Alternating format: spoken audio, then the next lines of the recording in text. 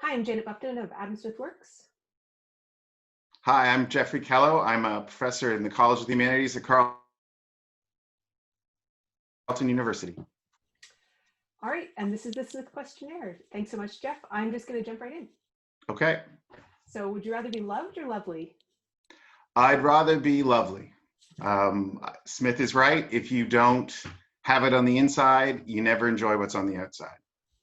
Great. Wealth of Nations or Theory of Moral Sentiments? Wealth of Nations. I think Wealth of Nations is the appeal of Wealth of Nations is that you can see the working out of the theory of moral sentiments. So you get more for your money. You especially if you know what to look for because you've read the theory of moral sentiments, you see how it plays out, and so yeah, you get more for your money. Yeah, which is entirely apt, right? Right, of course, yeah. But you do have to read TMS, you said. You do have to read both, yes. But if you could only have one after having read both, I think it's the Wealth of Nations. Awesome. If Adam Smith had a dog, what kind of dog would it be? If he had a dog, what kind of dog would it be? That's a tough one. And I guess I should have looked up Scottish breeds at some point in time in the past. I think he would have had a mutt with a more as diverse a background as possible. That the mutt from many different breeds being the perfect embodiment of spontaneous order. Awesome. What is the best antidote to the torpor induced by the division of labor? Yeah. Oh, sorry, I missed that. You lagged out. Sorry about that. What is the best antidote to the torpor induced by the division of labor? What is the best antidote to the torpor induced by the division of labor? Agency. It's always agency. It's no matter how dull the task is, if you know that you have some role to play that's meaningful, where you get to make decisions, even if those decisions don't happen every day or every week, if you have some long-term role to play, I think that is the antidote. Awesome, I like that one. Do you think Adam Smith would rather fight one horse-sized duck or 100 duck-sized horses?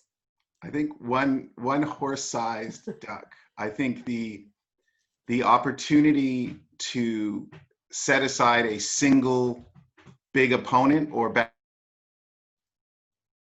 idea decisively would have appealed to him. In many ways, did deeply appeal to him, even though, almost 3 centuries on, that still hasn't happened. What do you pursue for pleasure that was once followed from necessity? Cooking. I love to cook, and I actually did both. In graduate school, I was a cook, and in undergraduate, and I cooked very much. Speaking of the torpor, I was a cook. I had no agency. I was a saucier. I worked on the line, so I didn't have any control over anything other than how fast the food got out, which was never fast enough. Right. And now I love cooking, and instead of being a stressful thing, it's a relaxing thing. Awesome. I like cooking too, and I've always wondered because people are like, oh, you should work in a kitchen. And I'm like, I don't know if I would still. No, it's the quickest way to take the joy out of it. There's a lot to be said for the camaraderie. There's a lot to be said for the sort of adrenaline of when a kitchen is working really well and really fast. Like I worked not in fast food chains. I worked in proper restaurants. You know what I mean by proper. But the kind there is something to be said for that experience of overcoming. Yeah. But there's a lot to be said for that. But there was no doubt that I cooked less at home when I worked in restaurants, and I didn't feel like doing it at home. Okay, cool. So Smith says that one of the times we experience sympathy is when we share an appreciation for the same piece of literature or work of art. What should people read, listen to, or watch to feel sympathy with you? What should people read or watch to feel sympathy with me? That's a good question. It's a cornball answer, but it's the truth. I have always loved It's a Wonderful Life.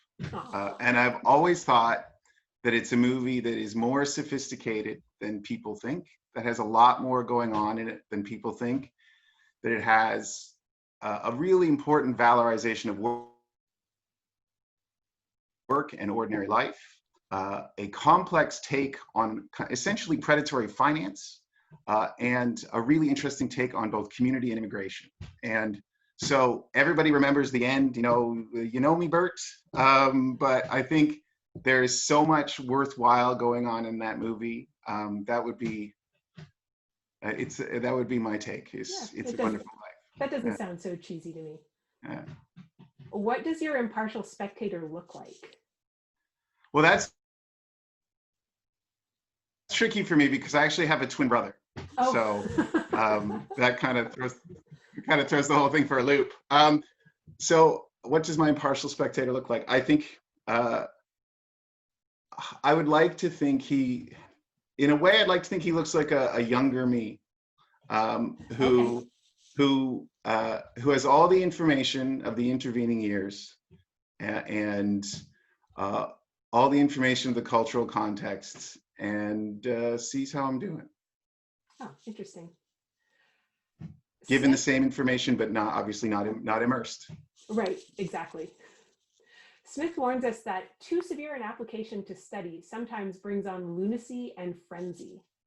Should we be worried about you? No, I just came off a sabbatical. So if I was ever going to go sort of full JD Salinger, it would have happened by now. So no, I think I have a pretty good work-life balance. And of course, for academics, especially tenured academics, it is really a self-inflicted injury if you don't. Fair enough. Yeah. So I've got one more question.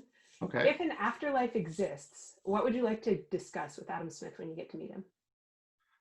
The first thing I would say to Adam Smith is, are you surprised to be here? Because I think he is very cagey about his personal commitments regarding a post-mortem reality. He talks a lot about the social utility of religion, and he doesn't shy away from using deist terminology.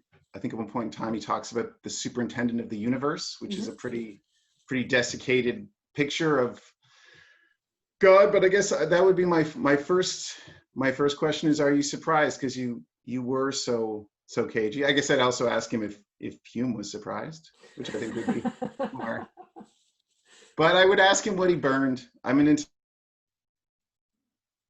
intellectual historian. I would love to know what it is that he burned right before he died. What was it that he didn't think was good enough? If you look at the essays on philosophical subjects, it's so diverse that you just wonder. You have to wonder what he had in there, and we'll never know.